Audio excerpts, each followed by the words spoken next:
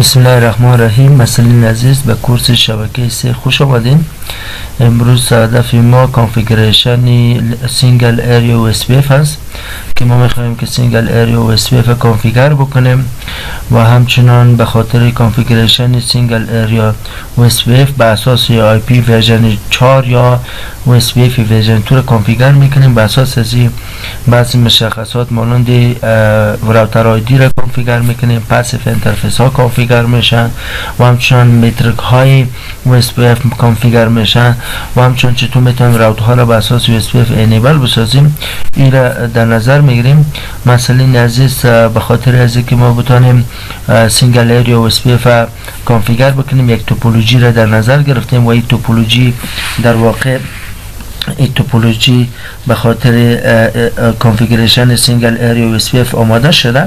در اینجا ما یک شبکه 192 168 یک صفر داریم و در اینجا شبکه 192 168 12 صفر داریم و در اینجا همچنان به می شکل در تمام از اینها داریم و در اینجا باشین که اینا سبنی ماسکش فرق کردن. سبنی ماسک از سی هست و سبنی ماسک از ایرم سی هست و سبنی ماسک از این شبکه هم سی هست و این 5-6 شبکه را ما می داشته باشیم. ما از قبل بعض کانفیگریشن ها را خصوصا اینترفیس ها را آی پی آدرس دادیم، کانفیگریشن انجام دادیم و تنها کاری که مانده در اینجا تمام مراحل و اس پی اف است که چطور بتونیم اس پی اف کانفیگر بکنیم. به خاطر از اینکه کانفیگریشن کانفیگر بکنیم اس پی اف ما نیاز داریم که بعضی پروسه ها را انجام بدیم. در اینجا به اساس لبی که در اندکس شما وجود داره با نام کانفیگرینگ بیسیک سینگل اریا و اس پی اف ورژن 2 ما کانفیگریشن انجام میدیم و این لب در چپتر پنجم شما در سکشن 1.1.9 ای موجود است. شما میتونید دانلود بکنین و بر اساس از کانفیگر بکنین. در اینجا ببینید که این مشخصات است. تمام اون مشخصاتی است که ما با کامپیوتر توپولوژی خود در نظر گرفتیم. کاری که اینجا میخوایم که انجام بدیم هدف ما است که ما ایش در واقع ما میخوایم که OSPF کانفیگر بکنیم، بعد اون رو وریفای بکنیم که OSPF کانفیگر شده نشده و همچنان میتونیم که راوتر آیدی را اساینمنت بکنیم بر راوترها و همچنان پاسیو اینترفیس OSPF پاسیو اینترفیس ها را کانفیگر میکنیم و در آخر ما بعضی موضوعات متریک های OSPF داریم که چطور میتونیم که OSPF متریک هاش تغییر بدیم.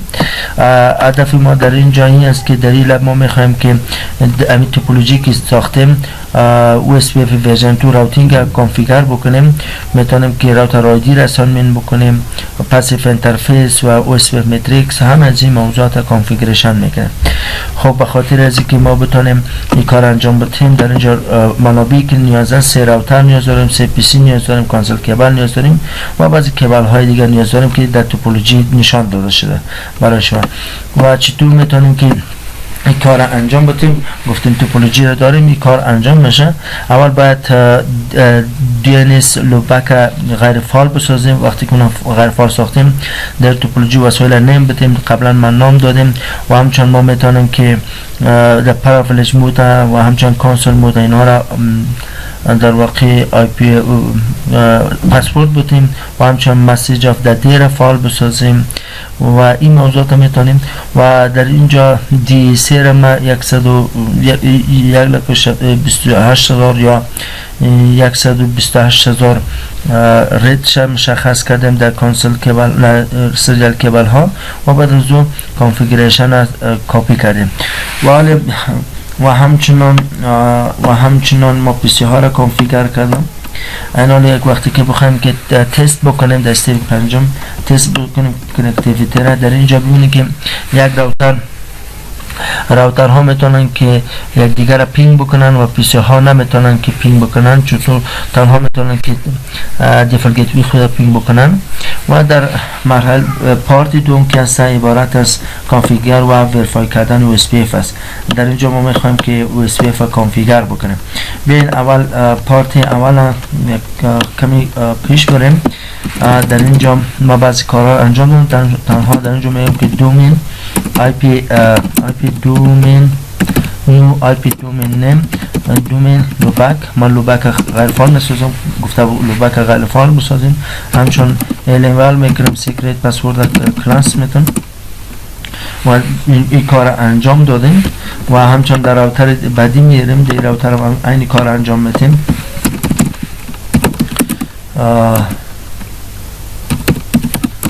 و اینجا میخوایم که پسورد بودیم پرابلش موتن سیکرت کلاس و نو آی پی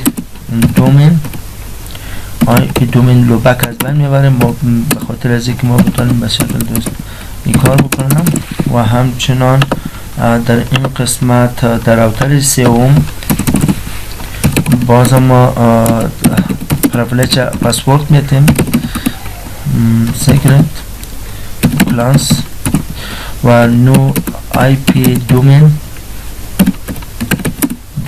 لوبک غیر فعال شد.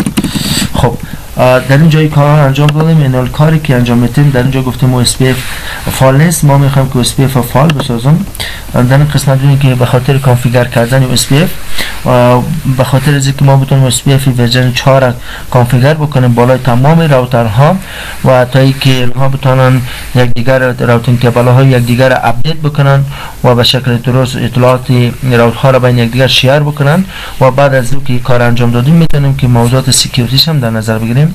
چطور میتونیم که کانفیگر بکنیم؟ بسیار ساده، توسط کامند راوتر OSPF و در اینجا راوتر OSPF تگ میکنیم و همچنان اینجا پروسس آیدیش هم مشخص میکنیم. در واقع در OSPF پروسس آیدی در واقع عبارت از یک آیدی است که به شکل لوکال قرار نداشته باشه و به این معنی نیست که دیگر راوترها در شبکه از این استفاده بکنن. هر پروسس آیدی هر OSPF پروسس آیدی به خاطر از است که تحت یک دومین پروسه های OSPF کار بکنه این در راوتر چی میشه؟ ست میشه. بنابراین در یک دومین یا در یک ایریایی که وقتی که میخوایم که OSPF کانفیگر بکنیم باید تمامی از این راوترها به اساس یک پروسس آیدی باشه، بهتر و خوبتر است. و در اینجا میریم کانفیگریشن و بعد از اینکه این کار انجام دادیم بعد از اون شبکه ها را معرفی میکنیم و هر شبکه‌ای که به شکل مستقیم به این راوتر وصل است اونا را معرفی میکنیم توسط کامند نتورک و بعد از اون شبکه را معرفی میکنیم و بعد از اون وایلدکارت ماسک مشخص میکنیم. وایلدکارت ماسک عبارت از ماسکی است که برعکس دیفالت ماسک یا سبنت ماسک می باشه، به این معنی که قسمت های شبکه زیرو میشه و قسمت های هاست در واقع آن میشه و همچنان میتونیم که ایریا را چون OSPF به اساس ایریا کار میکنه ما سینگل ایریا را فعال میسازیم. نخستین ایریایی که به نام بکبون ایریا یاد میشه در اینجا در واقع چند است ایریا 0 است و این ایریا 0 در واقع بکبون ایریا است و تمامی شبکه ها باید به اساس ایریا 0 در یک دومین تحت OSPF کار بکنن تا اینکه به شکل درست بتونن که اپدیت فایل های خود را به یکدیگر شیر بکنن. میگن که این کار در تمام راوترها از راوتر 1 شروع میکنیم تا راوتر 3 این کار انجام میدیم، کانفیگریشن انجام میدیم. در این قسمت میم اول راوتر 1 کانفیگر میکنیم. در راوتر 1 میایم گفتیم نشته میکنیم که راوتر OSPF 1 نشته میکنیم و بعد از اون نتورک ما چند شبکه داریم؟ 3 شبکه است که به وصل است، 1 شبکه، 2 شبکه و 1 شبکه دیگه هم است. 192 168 12 و بعد از اون دات 0 است، یعنی شبکه چند است؟ شبکه 12 0 و اما وایلدکارت ماسک از این هست در واقع 3 هست و ایریای از این هست، ایریای از این 0 است چون این سبنیت شده، این شبکه سبنیت شده. بنابراین در اینجا ببینید که ما شما قبلا نشان دادم به شما این 12 سبنیت شده، 0 3 است چون سبنیت شده. بنابراین به این شکل استفاده میشه و دقیق باید باشیم که اشتباهی رخ نده و همچنان شبکه دیگر معرفی میکنیم. شبکه دیگر در اینجا 192 168 13 0 ویلکارت سابمیت ماسک ازی ویلکارت ماسک ازی 000 اریای 0 و همچون شبکه دیگه که هست 192 168 1.0 و ای که هست سابمیت نشده دیفولت 255 و اریای ازی 0 است 0. به این شکل ما کانفیگر کردیم شو آی پی راوت و در اینجا ببینید که وقتی که کانفیگر میشه کانفیگریشن انجام میشه. این کانفیگریشن که انجام شد شو آی پی راوت میگیم شو آی پی راوت و در اینجا ببینید که تانوس هیچ چیز نیست به خاطر از اینکه جانب مقابل هیچ اجنسی یا همسایگی همجواری یا نایبرز فال نشده. وقتی که ما فال ساختیم باز اینجا میشه که فال شده. میان در راوتر دوم این کار انجام میدیم شبکه ها رو معرفی میکنیم کانفیگر راوتر OSPF 1 و در اینجا کاری که انجام میدیم است که نتورک 192 168 255 اریای 0 یک شبکه دیگه که هست در واقع شبکه هم جوار ریزی 192 168 12 0 و کارت ازی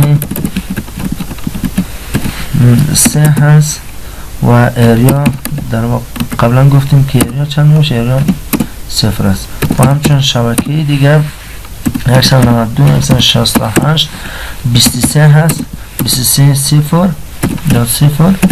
و کارت ازی هم 3 هست اریا 0 و این هم کانفیگر شد. حالا ببینید که اجنسی باید انجام شود یعنی باید کارهایی که باید اجنسی در اینجا صورت بگیرن. خب این هم فال شد و همچنان در این قسمت باید ببینیم کانفیگر ترمینال راوتر OSPF 1 و نتورک داریم نتورک 192 168 23 0 255 او باشیم. در این قسمت ویلکارت ماسک باید مشخص بکنیم 3 اریای 0 و همچنین شبکه دیگه هست اینجا ببینید که پیام میتن که اجنسی ایجاد میشه و نتورک دیگه 192 168 192 168 13 0 و 0 اریای 0 و همچنین شبکه دیگه که معرفی میکنیم 192 168 تا 3 0 است ویلکارت ماسک ازی 255 اریای 0 و خب حال ببینیم شو آی پی راوت ببینیم و در اینجا ببینیم که ما راوت مشخص کردیم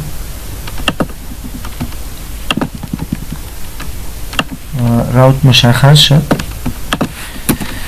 حال این قسمت ببینیم که یک را شبکه چند است شبکه 2 لرن شده و همچنان شبکه 12 لرن شده و دو شبکه به شکل اینجا دو شبکه به شکل ریموت بوده اینا لرن شده از طریق این شبکه و بخش لرن شده و همچنان در راوتر دیگر ببینیم در راوتر دیگر اینجا ببینیم که شو آی پی راوت بگیم و در اینجا ببینیم که واقعا اینجا تانوسش چیز لرن نشده چرا مشکل در کجا است باید بفهمیم که مشکل در کدام قسمت است شاید کدام مشکلی وجود داشته باشه که چون لرن نشده. خب یک از مشکلات اساسی در این قسمت در این قسمت ببینیم که چی مشکل است که چرا اجنسی رخ نداده. یا خب مثلا عزیز در اینجا ما وسیف کنفیگریشن کردیم. اگر بخوایم که ببینیم شو آی پی راوت میگیم، شو آی پی راوت در این قسمت در راوتر اول ببینیم که شبکه های دوردست باید خوانده نشده باشن. اینجا وسیف با اون نشان میدن، یکی شبکه 2 و همچنان شبکه 3 لرن شدن. شبکه 2 از طریق و اینجا میفهمیم که SPF ورژن 2 ادمیسیو دیستنسش 110 هست و کاس از 65 شده و از طریق از شبکه لرن شده و از طریق از این طرفیست و این قدر وقت میشه که لرن شده و همچنان این شبکه 3 هست و کاس از 129 هست و همچنان یک شبکه دیگه شبکه 23 هست، چون این 110 ادمیسیو دیستنس هست، 128 کاستش هست و از طریق سریال 00 لرن شده و همچنان باید در مورد شبکه 1 شبکه 3 باید راوتر دومی باید بداند. در اینجا ببینیم که اجنسی هم انجام شده رایست شو آی پی راوت و شو آی پی راوت میگیم. در اینجا در این قسمت ببینیم که یک شبکه 1 است و همچنان شبکه 2 شبکه اینجا لرن شده. شبکه 13 هم هست، خود شبکه 13 لرن شده. اینجا 3 شبکه است، 1 شبکه 2 شبکه 3 شبکه ریموت است و همچنان در راوتر سوم باید ببینیم که 3 شبکه باید اینجا لرن شده باشه در راوتینگ تیبلی از اینها. در اینجا که شبکه 1 است که مربوط راوتر 1 است، شبکه 2 است مربوط راوتر 2 است و همچنان شبکه 12 هست که بین راوتر 1 و راوتر 2 هست و این در واقع تمام از اینا لرن شده. حال باید پینگ بکنن، یعنی کمترها بتونن که باید دیگر پینگ بکنن. مثلا ما پینگ میکنم 192 168 2 سیره، چون کامپیوتری که در شبکه 2 هست اون پینگ میکنه. یکمی اول یک ریکوست تایم اوت میاد به خاطر اینکه که پروسس شوه. ببینید که راوتینگ انجام شد، اینجا راوتینگ انجام شد و در واقع کامیونیکیشن انجام است و همچون اگر ای پی سی را ببینیم 192 168 1 3 را پینگ بکنه. کامپیوتر اولی که در راوتر اول است اینو پینگ میکنه، هیچ مشکلی نداره، پینگ میشه و همچنان شما از کامپیوتری که در شبکه 2 وصل است این کامپیوترهای دیگر رو پینگ بکنین باید جواب بده، به خاطر از اینکه ما SPF فال ساختیم و مشکلی ایجاد نمیکنه و همچنان اگر ما کامپیوتری سه را پینگ بکنم پینگ میشه، هیچ مشکلی وجود نداره. کامیونیکیشن حالا انجام شد. حالا ما در واقع SPF فال ساختیم، حالا ما میخوایم که بعضی کانفیگوریشن های دیگر هم بالای از انجام بدیم. در اینجا به خاطر از اینکه بتونیم وریفای بکنیم SPF در هر راوتر میتونیم که شو آی پی SPF نایبور نوشته میکنیم. بعضی اوقات اینجا ببینیم که در تمام راوترهای کار انجام میتونیم. ببینیم که نایبور از اینا کلمه شو آی پی SPF نایبور. در اینجا ببینیم که 2 شبکه لرن شدن. اینجا ببینیم که 1 شبکه است، یک شبکه 23 لرن شدن و از طریق سریال 00 در اینجا پروتیش، چون اینجا پروتیش چند است؟ پروتیش 0 هست و همچنان در اینجا استاتش فول است و تایمش هم 37 است و این آدرس از کلام طریقی لرن شده و اینترفیسش سریال 00 می باشه و همچنان میتونیم که نایبوری از اینها رو ببینیم. نایبوری از اینها شو آی پی SPF نایبورز و در اینجا ببینیم که 2 شبکه است، 2 شبکه اینجا لرن شده. یکی شبکه ای نایبر آیدی در واقع عبارت از امو هایست آیدی یا آی پی آدرس است که من حیث راوتر آیدی انتخاب میشه. یکی از این شبکه است راوتر است و این دیگر شبکه است شبکه 23. 2 شبکه است، یکی از مربوط راوتر دوم است و این مربوط راوتری این مربوط راوتری دوم است مربوط راوتر سوم است و در اینجا ببینید که از طریق سریال 00 و از طریق سریال 11 اینها با هم تشنه خوانده شدن و پروتی از اینها چه هستند؟ 0 چون پروتی با دیفولت پروتی سریال لینک های سریال معمولا چی می باشه؟ معمولا 0 می باشن. و موضوع دیگر در این قسمت ما شو آی پی راوت هم ببینیم. شو آی پی راوت قبلا همون درس کردیم. توسط شو آی پی راوت میبینیم که چطور لینک ها خوانده شدن، یعنی لرن شدن و همچنان میتونیم که خود پروتکل یو اس پی اف وریفای بکنیم که ببینیم که آیا واقعا پروتکل یو اس پی اف فعال شدن. شو آی پی یو اس پی اف پروتکل به این شکل پروتکل نشان کنیم. پروتکل در اینجا ببینیم که پروتکل نشان میدن، خود پروتکل نشان میدن.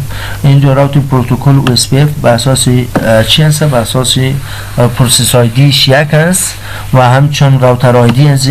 راوتر آیدی را قبلا ما شما خواندیم که گفتیم راوتر آیدی عبارت از همون آیدی است که بالاترین ولیو را داشته باشه، پروتی را داشته باشه. در اینجا چون اکثریت انترفیس ها پروتی از اینها همسان است، مشابه هستند. به سه طریق گفتیم ما میتونیم که راوتر آیدی را مشخص بکنیم. راوتر آیدی را اگر در صورتی که میتونیم منوالی کانفیگر بکنیم که تانوس کانفیگر نکنیم بعدا کانفیگر میکنیم. میتونیم که از اگر لوپ بک انترفیس فعال باشه میتونیم از لوپ بک انترفیس بگیریم. اگر لوپ بک انترفیس نباشه یکی از آی پی آدرس هایی که در انترفیس فعال است از اونها میتونه بگیره در صورتی که امو ولیوی اما آی پی آدرس در واقع بالاترین ولیو باشه. در اونجا ببینیم که راوتر آیدی از این راوتر یک چند است؟ 192.168.13.1 است و همچنان تعداد ایریا یک است. ایریا اینجا یک است و ماکسیمم پات چند است؟ 4 می باشه و راوت ها یا شبکه هایی که به این OSPF معرفی شده اینجا لیست شده و همچنان در اینجا راوتینگ انفورمیشن سورس است، گیتوی است. در اینجا کدام راوت ها را میتونه که دسترسی داشته باشه، به کدام راوت ها دسترسی پیدا بکنه اینجا لیست شده. مثلا و شبکه 13 23 و همچنان از دیستنس ادمیسیف دیستنس از اینا 10 هست و دیفولت ادمیسیف دیستنس معمولا چند می باشه؟ 110 می باشه.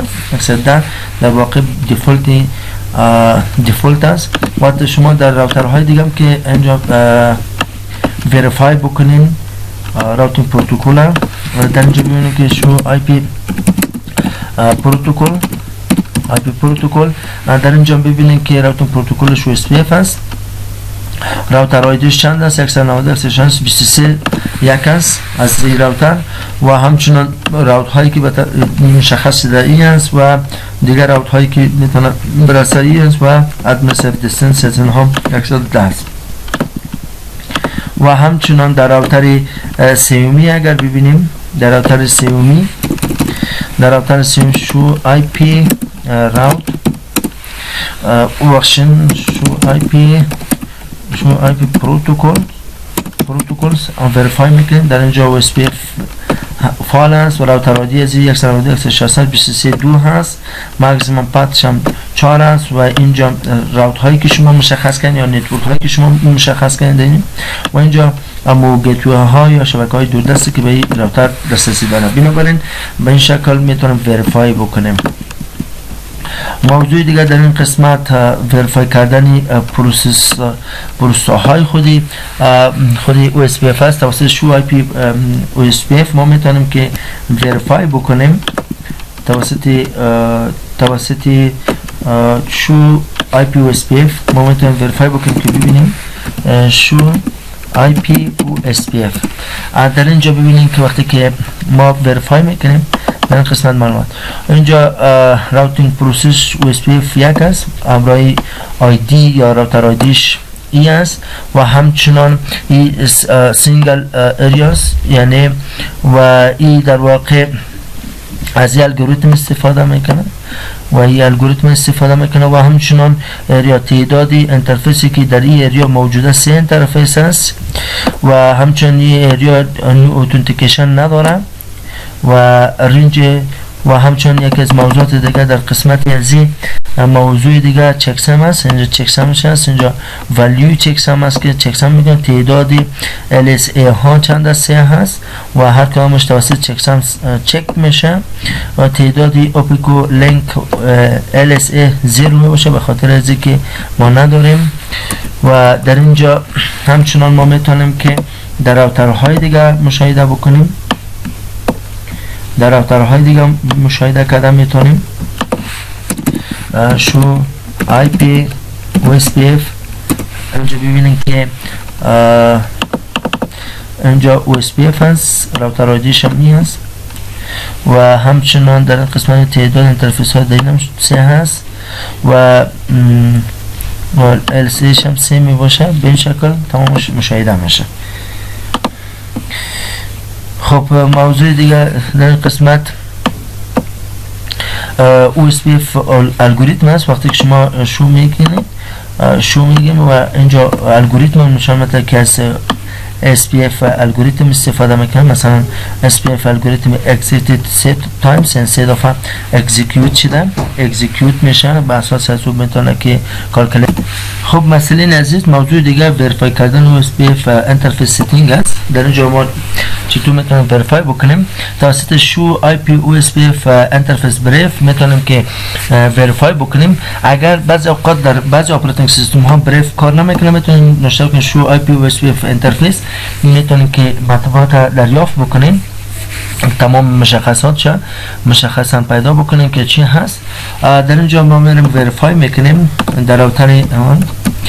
به طور مثال شو IP OSPF بریف نشون کردیم، شو IP OSPF انترفیس.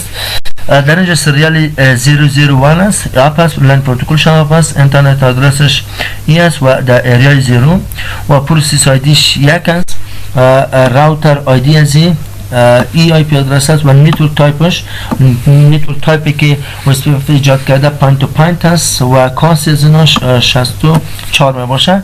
و این گفتیم که تنها ما دیزینیتد راوتر یا بک اپ دیزینیتد راوتر در مولتی اکسس نتورک می داشته باشیم، چون نوعیت یعنی مولتی اکسس نتورک می داشته باشیم. در اینجا چی هستم؟ پوینت تو پوینت است، بنابراین نه دیزینیتد راوتر نیاز است ولی بک اپ دیزینیتد راوتر در اینجا صورت گرفته. و همچنان هلو پاکت که وقتی که سین میشه 10 ثانیه بعد است و هلو پاکتی که در اینجا صورت گرفته چند ثانیه شده که آمده.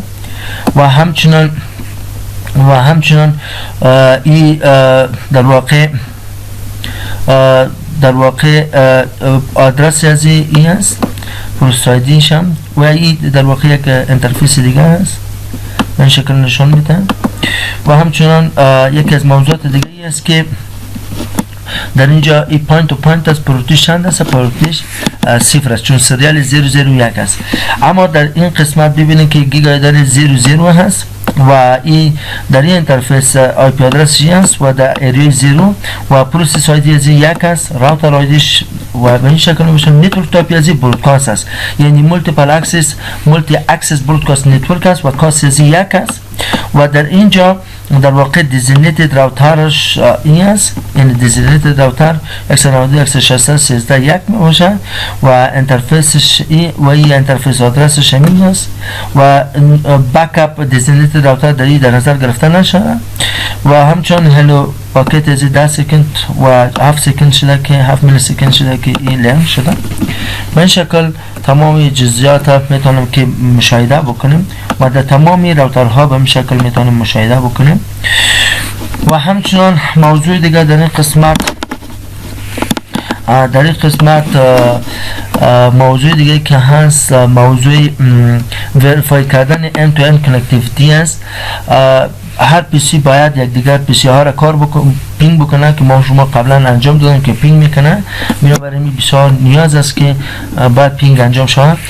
و یکی از موضوعات دیگه پارت سوم چنج کردن راوتر آیدی است.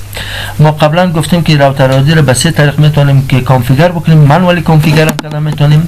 اگر در صورتی که پریوریتی آیدی یا پریوریتی های انترفیس ها یک چیز باشه، مثلا مشابه باشه، در این صورت ما میتونیم که راوتر آیدی را اساینمنت بکنیم. بنابراین OSPF راوتر آیدی به خاطر به شکل یونیک ولی استفاده میشه، به خاطر از اینکه بتونه هر راوتر را در یک دومین راوتینگ OSPF چه بکنه مشخص بکنه. یعنی راوتر آیدی هدفش همین است که هر راوتر را در یک دومین OSPF باید مشخص یا معین بکنه. راوترهای سیسکو راوتر آیدی اینها به سه طریقه میتونن که به سه طریقه ذیل میتونن که کانفیگر شون. به این معنی که راوتر آیدی در یک راوتر IP ادرسی که با استفاده از راوتر آیدی کامند راوتر آیدی به شکل منوال کانفیگر میشه، میتونه ما حیث راوتر آیدی انتخاب شود. اگر این کار نشد، یعنی به شکل منوال ما کانفیگر نکردیم، بنابراین روش دوم به خاطر انتخاب راوتر آیدی است که اگر لوبک IP ادرس داشته باشیم، لوبک IP ادرس هم میتونیم که استفاده کنیم. هر راوتر، هر لوبک انترفیسی که بالاترین یا ولیوی بالا را چی داشته باشه، IP ادرس داشته باشه، اونم میتونم حیثش استفاده شه. اگر در صورتی که از هر موجود نباشه و IP ادرس های فیزیکال خود انترفیس میتونه که هر انترفیسی که IP ادرسش بالاترین ولیو داشته باشه میتونم حیث راوتر آیدی انتخاب شود. در اینجا ما میخوایم که امی راوتر آیدی را مشخص بکنیم. قبلا مشخص شدن، ما تا هنوز کانفیگر نکرده بودیم راوتر آیدی را با استفاده از کامند راوتر آیدی. قبلا دیدیم که راوتر آیدی ها، در اینجا ببینیم که راوتر آیدی ها قبلا با استفاده از یک فیزیکال IP ادرسی یک انترفیس استفاده شده. اینجا شو IP OSPF یا IP پروتکل نشته بکنیم. در این قسمت شما ببینید که راوتر آیدی از این چند است؟ 192 168 13 1، یعنی بالاترین ولیوی یکی از IP ادرس های انترفیسی از این راوتر است که من حیث راوتر آیدی انتخاب شده. ما میتونیم که راوتر آیدی را تغییر بدیم، اما معمولا این بهتر است که ما از یک لوبک انترفیس راوتر آیدی را به اساس از اون مشخص بکنیم، یعنی که میتونیم که به شکل منوال کانفیگر بکنیم. این بهتر است. در اینجا ببینیم که یک از طریقه هایی است که ما لوبک انترفیس لوبک انترفیس میریم و یک IP ادرس میتیم و بعد از این IP ادرس زیره و وقتی که IP ادرس میتیم میتونیم که اینمی IP ادرسی از لوبک انترفیس من حیث راوتر آیدی در یک دومین OSPF انتخاب بکنیم و هر راوتر میتونه به اساس لوبک انترفیس خود راوتر آیدی را مشخص بکنه. در اینجا به خاطر از اینکه بتونیم کانفیگر بکنیم بسیار ساده، اول باید لوبک انترفیس IP بتیم. به طور مثال در راوتر یک میریم انترفیس لوبک 0 و این فال میشه.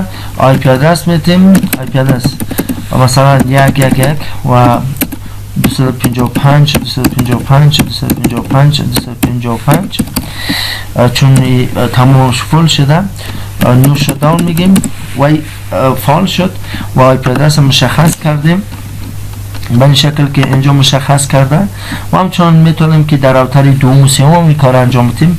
میریم در راوتر دوم و سوم کانفیگریشن انجام میدیم، لوبک انترفیس فال میسازیم به خاطر کانفیگر لوبک انترفیس لوبک 0 و اینا ما میخوایم که آیپی ادرس بتون آیپی ادرس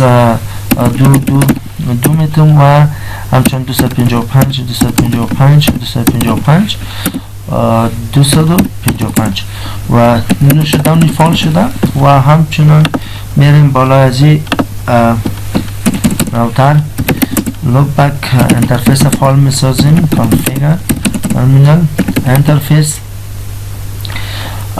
لوبک 0 و این فال شد تا آیپی ادرس میدیم 3 به طور مثال به این شکل ما مشخص میکنم.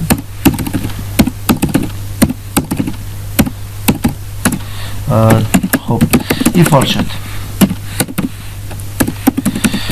حالا ما لوبک انترفیس ها را فال ساختیم. حالا میخوایم که کاری که انجام بدیم می است که میخوایم که آی پی آدرس اسان کردیم به لوبک انترفیس در راوتر 2 3 و اول و در راوتر 2 گرفتیم، در راوتر 3 هم 3 گرفتیم و به این شکل و بعد از او این کلش سیو میکنیم. بعد از سیو کردن باید ریلود بکنیم. تا اینکه ریلود نکنیم هیچ وقتی من حیث راوتر آیدی شناخته نمیشه. در این قسمت میایم سیو میکنیم، سیو کاپی running startup copy running startup سیو شد و همچون راوتر دیگر میریم copy running startup و همچون راوتر دیگر تمامش سیو میکنیم. اگر سیو نکنیم باز ما تا که ریلود نکنیم و ای پالیسی یا راوتر هایتی اما دیفولتش می باشه، یعنی که قبلا گرفته شده بود، چون به خاطر از اینکه اگر ما بتونیم که یک تغییرات بیاریم باید یا ریلود بکنیم یا اینکه میتونیم که توسط یک کامند از بنام کلیر آی پی او اس پی اف پروسس میتونیم پروسه های او اس پی اف قبلی را کلیر بکنیم، باز دوباره میتونیم که فال بسازیم. در اینجا ببینیم که در اینجا در واقع اینجا ببینیم که با استفاده از ریلود کامند ریلود میتونیم این کار انجام بدیم یا توسط بعضی کامند از بنامی کلیر او اس پی اف کلیر آی پی او اس پی اف پروسس تمامش کلیر میشه و بعد میتونیم که انجام. خب پیش از اینکه ریلود بکنم راوتر اولی رو ببینیم. در این قسمت ما گفتم شو آی پی پروتکلز در اینجا ببینید که راوتر آیدی امو قبلی هست تا هنوز از به اساس لوبک انترفیس نگرفتن. من ریلود میگم، ریلود و ریلود میکنم. بعد از ریلود کردن حالا ببینید که راوتر آیدی تغییر میکنه، ریلود میشه.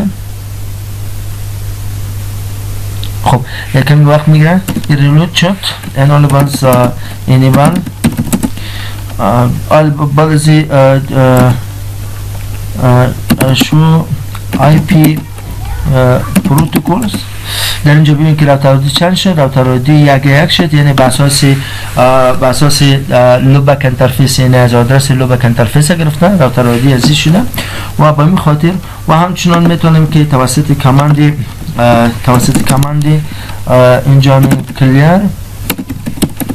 کلیر آی پی او اس پی اف پروسس اینجا پروسس یس میگیم. اینجا ببینید که تمام پروسه ها چی میشه؟ داون میشه، پس دوباره فال میشه، اجنسی انجام میشه. خب در اینجا باز توسط شو آی پی پروتکل ببینید، پروتکل در اینجا ببینید که خب تانوس نگرفته. خب اگر توسط از این نشد میتونیم که ریلود بکنیم، ریلود اینم ریلود میکنیم و همچنان این کمپیوتر هم ریلود میکنیم، ریلود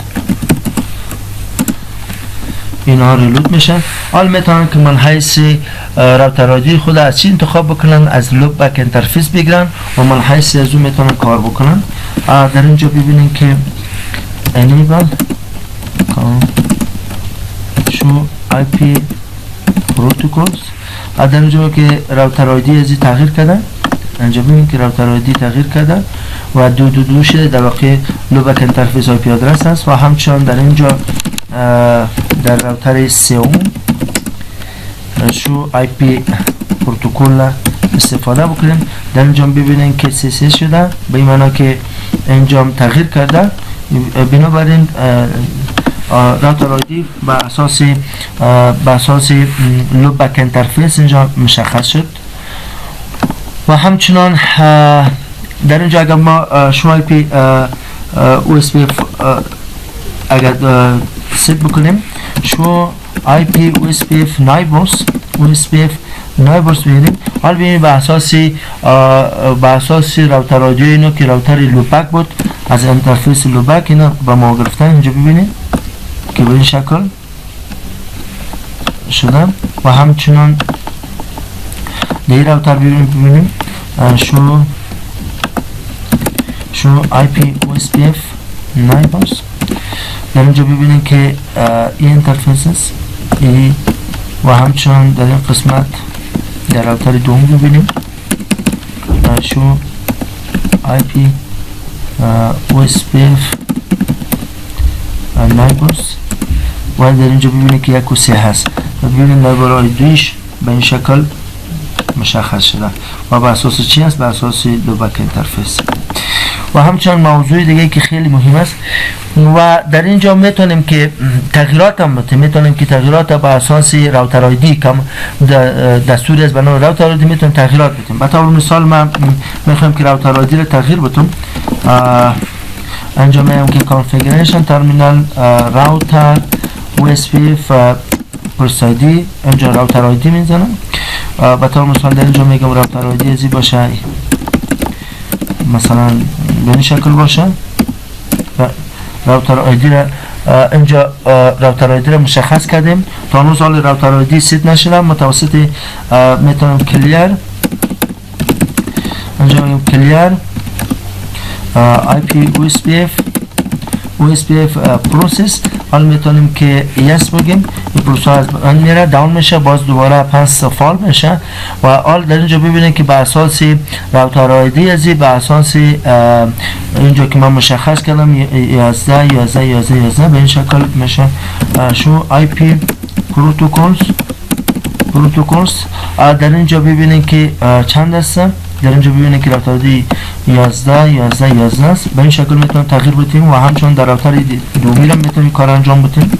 کانفیگ ترمینال راوتر OSPF 1 و راوتر آیدی توسط راوتر آیدی میتونیم مشخص بکنیم و وقتی که اشتباه مشخص شد و توسط کلیر IP OSPF پروسس باید پروسس های تمامی OSPF ما دیسیبل میکنیم باز دوباره انیبل میشه و همچنان من میتونم که توسط کماند راوتر آیدی را مشخص بکنم OSPF 1 راوتر آیدی مثلا به این شکل ما راوتر آیدی را مشخص بکنم و در اینجا ببینیم که باید کلیر IP OSPF پروسس یس بکنیم یس و در اینجا ببینیم شو IP پروتوکولز. در اینجا ببینیم که راوتر آیدی را تغییر کرد یعنی تمامش راوتر آیدی را ما تغییر دادم. حال ببینیم که ما بخوایم که ببینیم نشان کنیم که شو IP OSPF نایبرز. حال ببینیم که با ما مشاهده کنیم به اساس از این راوتر آیدیش تغییر کرده و همچنان اگر این راوتر ببینیم شو IP OSPF نایبرز ببینیم که در اینجا دو شده یعنی از نایبر دیگر رو بودن وجود آوردن اینجا و همچنان در این اگر ما IP OSPF نایبرز OSPF نایبرز در اینجا ببینیم که دو شده. خب حالا این کار انجام شد، کانفیگریشن انجام شد و راوتر آیدی را ما مشخص کردیم. موضوع دیگه که اینجا هست اینجا ما ست کردیم و حالا میبینیم که به این شکل کانفیگریشن شدن. موضوع دیگه در این قسمت کانفیگر کردن پاسیو انترفیس هاست. پاسیو انترفیس ها به این معنی است که پاسیو انترفیس کماند عبارت از کماندی است که به خاطر از اینکه راوتینگ اپدیت ها به طرف انترفیس های راوتری که اونجا نیاز نیست اپدیت ها صورت بگیره از اونها جلوگیری بکنه استفاده میشه. بنابراین اگر ما در اینجا پاسیو انترفیس نکنیم معمولا هلو پاکت ها به طرف مو انترفیس هایی که هیچ راوت نیاز نیست اونجا اپدیت ها صورت میگیره. به طور مثال اینجا ببینید که این شبکه یا انترفیس گیگا 00 یا گیگا اداره 00 یا این انترفیسی شبکه ها نیاز نداره. به این خاطر اول ببینیم که اگر شو IP USPF انترفیس در این قسمت انترفیس گیگا اداره 00 رو ببینیم در راوتر در اینجا یک موضوع دیگه است. اینجا چی هست؟ هلو پاکت است. یعنی هلو پاکت ها یعنی هلو دیو تو به این شکل پاکت ها هلو پاکت ها صورت میگیرن و همچنان 10 ثانیه بعد هلو پاکت ها صورت میگیرن و هیچ وقت نیاز نیست که اپدیت ها یا هلو پاکت ها به این طرف سند و ریسیو شوند. به این خاطر ما میتونیم که پاسیو چی بکنیم؟ پاسیو فال بکنیم. یا در این راوتر ببینیم شو IPN USPF انترفیس گیگا ایترنت 00 در اینجا ببینید که هلو پاکت هم موجود است و راوتر آیدی همه چیز و به خاطر از اینکه ما مانع از این کار شویم و اپدیت صورت نگیره ما پاسیو میگیریم. بنابراین میتونیم که پاسیو انجام بدیم. در اینجا ببینید که هلو پاکت صورت گرفته به خاطر کانفیگریشن کردن این پاسیو انترفیس ما میریم در راوتر OSPF و بعد از این پاسیو نشته میکنیم config terminal router OSPF 1 اینجا passive interface passive گیگا ایترنت 00. وقتی که این ست کردیم الان شو IP OSPF انترفیس گیگا ایترنت 00 در اینجا ببینید که نیو هلو پاکت است. این هلو پاکت نیست چون پاسیو انترفیس است. پاسیو انترفیس شد و همچنان میتونم که در راوترهای مختلفی کار انجام بدیم. config terminal راوتر OSPF 1 پاسیو انترفیس گیگا ایترنت 00 و پاسیو شد. شو IP OSPF انترفیس گیگا ایترنت 00 در اینجا ببینیم که هلو پاکت هست. این انترفیسی است پاسیو است و همچنان در راوتر دیگه هم کار انجام داده میتونیم. همه راوترهایی که همه انترفیس هایی که در راوترهای مختلف نیاز ندارن که راوتینگ اپدیت ها یا هلو پاکت ها را بگیرن. خوب است که ما پاسیو بگیریم به خاطر از اینکه هم بندویت ما مصرف نشن اما اونها مصرف نشن.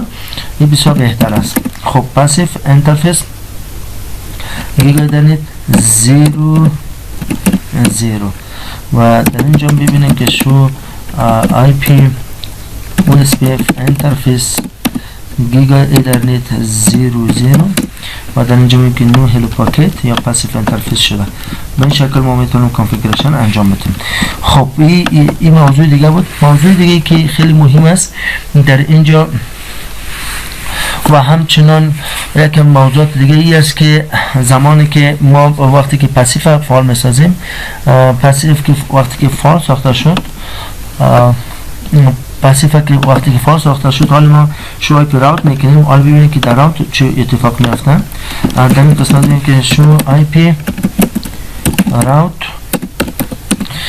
در اینجا ما یک چی داریم شبکه اینجا شبکه 2 داریم شبکه 3 داریم و شبکه 12 داریم. اینها میگیش لن شده و همچون شبکه 20 داریم شبکه 23 داریم و این شبکه ها در واقع لن شده و به شکل درست اینها لن شده در راوتینگ تیبل اضافه شده.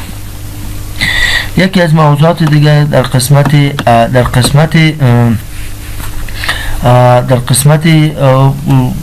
OSPF ها یا راوتینگ پروتکل OSPF این است که ما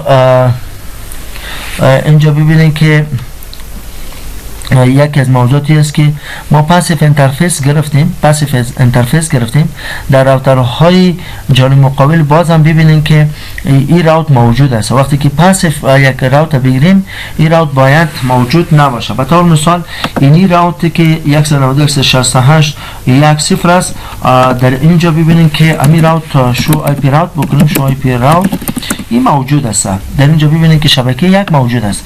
این باید موجود نباشه، چون وقتی که پاسیف گرفتیم نیاز نیست که در اپدیت فایل ها این چی شود، این لرن شود. بنابراین ما میتونیم که این پاسیف انترفیس دیفالت بگیریم و تا ای که شبکه های دیگه نتونن که این شبکه را در راوتینگ تیبل خود اپدیت بکنن یا شیر بکنن. در اینجا به خاطر از که ما بتونیم این کار انجام بدیم، در اینجا ببینید که در راوتر دور ما چه کردیم، به این شکل موجود بود، از طریق سریال 00 لرن شده بود و همچنان به خاطر از که بتونیم که ای دیگه هیچ وقت ای چی نشود، هیچ وقتی در واقع لرن نشود به طرف شبکه های یا راوترهای دیگر، ما میتونیم که در اینجا کانفیگر ترمینال نشته میکنم و در این قسمت کاری که انجام میدیم ما میخوایم که او هیچ وقت نباشه، یعنی هیچ وقت لرن نشود. در اینجا نشته میکنیم پاسیف انترفیس دیفالت. اینجا ما پاسیف انترفیس که میگیم در اینجا ما فاست ایترنت گیگ ایترنت لوبک سریال فیلن و دیفالت داریم. دیفالت به این معنی که سپریس راوتینگ اف دیس آن آل انترفیسز، یعنی مانع شود، یعنی سپریس به این معنی که مانع شود تمامی اپدیت فایل ها از طریق اینمو تمامی امو راوتی که ما پاسیف گرفتیم در جانب مقابل تمامی از دو از طریق تمام انترفیس های از این راوتر باید چی شود، مانع شود. دیفالت میکنیم، دیفالت. حالا اینجا دیفالت شد. حالا شما ببینید که شو آی پی راوت در اینجا ببینید که دیگه شبکه یک موجود نیست، شبکه یک موجود نیست. و همچنان در راوتر سیوم اگر این کار انجام بدیم، در راوتر سیوم میریم این کار انجام میدیم. شو آی پی خوب باشین راوتر OSPF.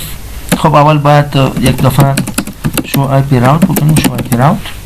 و در این قسمت ببینیم که شو آی پی راوت گفتیم، در شو آی پی راوت در اینجا مسیر رو ببینیم که آیا لرن شده نشده. مثلا اینجا ببینیم که دو لرن شده و دو لرن است و همچنان اینجا دو لرن شده. میخوایم که دو لرن نشود، اینجا نشته میکنیم کانفیگ ترمینال راوتر OSPF یک و موضوع دیگه دیگه پاسیف دیفالت نشون. اینا با تمام انترفیس های دوباره نشون نمیشن، لرن نمیشه. اینجا ببینید که ما هیچ چی نداریم. در واقع شو آی پی راوت ما یک شبکه رو خب در اینجا اگر من راوتر دوم ببینم، در راوتر دوم اگر بگم که شو آی پی OSPF انترفیس سریال 000 در اینجا بگیم که نو هلو پاکت ها سرویس، یعنی پاسیف انترفیس است، یعنی تمام انترفیس ها یعنی در واقع چی میشه، در واقع پاسیف شده و بنابراین سپریس هلو پاکت ها را سپریس کرده با نایبر ها. باز میتونه که از طریق ازیم میتونه که در واقع امو پاکت ها یا هلو پاکت ها که مربوطی پاسیف انترفیس هاست اونها را نگیره.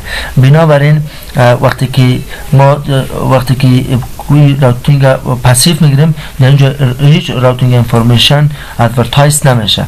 در اینجا راوتر یک و راوتر سی همچون اگر این کار انجام بدیم هیچ لرن نمیشه. بنابراین اگر بخوایم که پس دوباره غیر فعال بسازیم به خاطر از که بتونیم که پس دوباره اینجا فعال شود یا در واقع امو پس بتونن که اپدیت بکنن خدا یا راوتینگ تیبل های خدا از طریق تمام انترفیس هایشان اپدیت بکنن. در اینجا پس نو پاسیف انترفیس میگیم، نو پاسیف انترفیس و در اینجا پاسیف انترفیس میگیم. خب دیفالت و همچنان در این قسمت هم این کار انجام میتیم، کانفیگ ترمینال و راوتر OSPF یک نو پاسیف دیفالت. حالا باز پس میتونه که شو IP راوت مجموعی که جنسی انجام میشن. شو IP راوت این کانال لرن میکنن، تمامش لرن میکنن. ولی در این شکل میتونن که توسط پاسیف دیفالت انجام میدن. خب در اینجا نیو پاسیف انترفیس گرفتیم، بازمو دوباره فعال شد و اجنسی پس دوباره کار میکنن. این سوالات شما باید جواب بدین، انشالله همراه شما شیر میکنم. موضوع کانفیگریشن کردن OSPF متریک هستن. در این پارت ما میخوایم که متریک های OSPF با استفاده از اوتوکاست رفرنس بندویت میتونیم که چه بکنیم، ست بکنیم یا تغییر بدیم. چون بندویت همچون توسط کامند بندویت میتونیم و همچون توسط IP OSPF کاست توسط سه کامند ما میتونیم که متریک های OSPF تغییر بدیم یا متریکس OSPF تغییر بدیم. اوتوکاست رفرنس بندویت یک کامند، بندویت کامند و همچنان پی OSPF کاست توسط از سه کامند ما میتونیم تغییرات بدیم. بنابراین نخستین کاری که انجام میدیم با استفاده از رفرنس بندویت بالای راوترها ما میتونیم تغییرات انجام بدیم. دیفالت رفرنس بندویت برای OSPF معمولا بالای تکنولوژی فاست ایترنت اسپید ها 100 مگابیت پر سکند می باشه و اکثریت وسایلی که امروزه از لینک ها استفاده میکنن فاستر از 100 مگابیت پر سکند است. من میخواد OSPF کاست متریکس به شکل انتجر می باشه، بعضی اوقات میتونه که تغییرات داشته باشه یا اینکه متفاوت باشه. در اینجا اگر یک لینک ترانزمیشن اسپیدش 100 مگابیت پر سکند یا بیشتر از 100 مگابیت پر سکند باشه، کاست OSPF از یک هستن. بنابراین در نتیجه فاست ایترنت، گیگا ایترنت و 10 گیگا ایترنت انترفیس ها تمامشان سیم کاست می داشته باشن. به این خاطر رفرنس بندویت وقتی که تغییر میخوره یا ولیو بالاتر میگیره، در اینجا میتونه که لینک ها بیشتر از 100 مگابیت پر سکند فاستر خوبتر کار بکنن. بنابراین در اینجا اگر بخوایم که کاست از اینا یا رفرنس بندویت ببینیم، معمولا توسط شو انترفیس میتونیم که هر انترفیس بندویت چه ببینیم که چقدر است و خود تکنولوژی رو ببینیم که کدام تکنولوژی است. باز به اساس از اون میتونیم که کاست تغییر بدیم. به طور مثال در اینجا ما شو انترفیس گیگا ایترنت 00 در این قسمت ببینیم که این گیگا ایترنت است و این گیگا ایترنت بندویت از را ببینیم که این چند کیلو بیت است، به این اندازه کیلو بیت است و همچنان کاست از را ما میتونیم که در اینجا ببینیم که کاستش چقدر است و OSPF کاستش توسط در محیط OSPF دیده میشه. در اینجا ببینیم که کاست از اینها تقریبا به این اندازه است، یعنی دیفالت از این معمولا گیگا هست، در گیگا به این شکل می باشه و همچنان وقتی که این کار شد. بنابراین یکی از موضوعات اساسی دیگر این است که ما میتونیم که بندویت تغییر بدیم. او بندویت دیفالتش است، ما میتونیم که این تغییر بدیم بالای تمامی انترفیس ها. به خاطر تغییر دادن این کار که بخوایم که تغییر بدیم، مثال ساده میتونیم که تغییرات انجام بدیم. همچنان اگر بخوایم که به طور مثال اگر بخوایم که تغییرات در سریال هم بتونیم میتونیم انجام شود و در اینجا یکی از موضوعات دیگه است که اگر شو IP راوت OSPF تنها اما راوت های OSPF نشان بده، در اینجا ببینیم که ما کاست داریم، اینجا 128 است، اینجا 65 است و اینجا ببینیم که 129 است. در اینجا یکی از شبکه ها که در راوتر یک خوانده شده 192.168 دو صفر است و این کاستش 65 شده. 65 به چی معنا شد؟ این از طریق سریال 00 آمده و کاست خودی از این که از یک است و 64 شاید کاستی از این باشه. میبینیم که کاست سریال رو ببینیم، سریال انترفیس 00 رو ببینیم. شو انترفیس سریال 000 کاسی ازی را ببینیم. کاسی ازی چقدر می باشه و بینن کاسی ازی خب به اساس OSPF باید ببینیم. نشته میکنم که شو IP OSPF انترفیس سریال 000. در اینجا ببینیم که کاست ازی چند است؟ 64 است. به این معنا که این شبکه در واقع کاست ازی که چون گیگای در ریدس 1 است و اینجا 64 است، 64 جمع 1 65 میشه. بنابراین توتال کاست ازی که در اینجا هست چند میشه؟ اینجا خب توتال کاست ازی که ما شما شو IP راوت OSPF بکنیم ببینیم که او راوت چند است؟ او راوت 65 است. چند شده؟ 65 شده. و همچنان شبکه 3 داریم. شبکه 3 از طریق چی خوانده شده؟ از طریق سریال 00 هست، اما با از طریق ازی شبکه در اینجا لرن شده. ببینیم که این چرا 129 شده؟ 129 به خاطر ازی شده که اینجا این 64 است، اینم 64 است، 128 میشه و اینجا 1 است، در واقع 169 میشه. به این شکل در واقع اینها چی شدن؟ اینها کاستاش مشخص میشه. به این خاطر ما میتونیم کاست ها را مشخص بکنیم. در اینجا ببینیم که این راوت 65 شده و در اینجا گفته شده که چرا 65 شده. اینجا میگه که شو انترفیس گیگای دنیز کاستش 1 است و همچنان کاسی سریال انترفیس چند است؟ 64 است و یا دوره که اگه ما جمع بکنیم در مجموع چند میشه؟ 65. بنابراین کاست از اونها 65 است. ما میتونیم که کاست هم تغییر بدیم. این دیفالت کاستشون است. توسط اوتو کاست رفرنس بندویت ما میتونیم تغییر بدیم. اگر بخوایم که کاست از اینا را کم و زیاد بکنیم با استفاده از اوتو کاست رفرنس بندویت، یعنی رفرنس بندویت از اینا را هر انترفیس تغییر میدیم. وقتی که به اساس رفرنس بندویت میتونه که کاست از اونا مشخص شود. به طور مثال قبلا گیگای اینترنت چند است؟ گیگای اینترنت 0.1 بود کاستش. اگر بخوایم که اوتو کاست رفرنس بندویت 1000 بگیریم میمونه که کاست از چند میشه؟ کاست از 10 میشه. به طور مثال من اینجا میخوایم که کاست اینجا کانفیگر بکنم راوتر OSPF 1 و اینجا اوتو کاست رفرنس اینجا ما میخوایم که 1000 بدم. اینجا چند؟ 1000. و در اینجا وقتی که 1000 مشخص کردم حالی در قسمت انترفیس ببینیم شو IP OSPF انترفیسی گیگای اینترنت 00. در اینجا ببینیم که کاست چند میشه. قبلا 1 بود، کاست چند است؟ کاست 10 است. یعنی ما توسط اوتو رفرنس بندویت تونستم که کاست اینو چی بکنم؟ مثلا اوتو رفرنس بندویت در واقع با اساس امور رفرنس بندویت میتونه کاست از اونها فرق بکنه. در اینجا کاست چند شده؟ کاست در واقع 10 هست. و همچنان ما میتونیم که در سریال و در اینجا ببینیم که سریال 00 چند شده کاستش. قبلا کاست از اینها 64 بود، حالا ببینیم که شو IP OSPF انترفیس سریال 00 کاست از اینا رو ببینیم که 600 چند شده؟ 647 شده. یعنی تغییر کرده به اساس اوتو رفرنس بندویت یا اوتو کاست رفرنس بندویت این تغییر کرده. و در اینجا ببینیم که باز کاست ها همچنان در قسمت راوت ها هم که ببینید تغییر میکنه.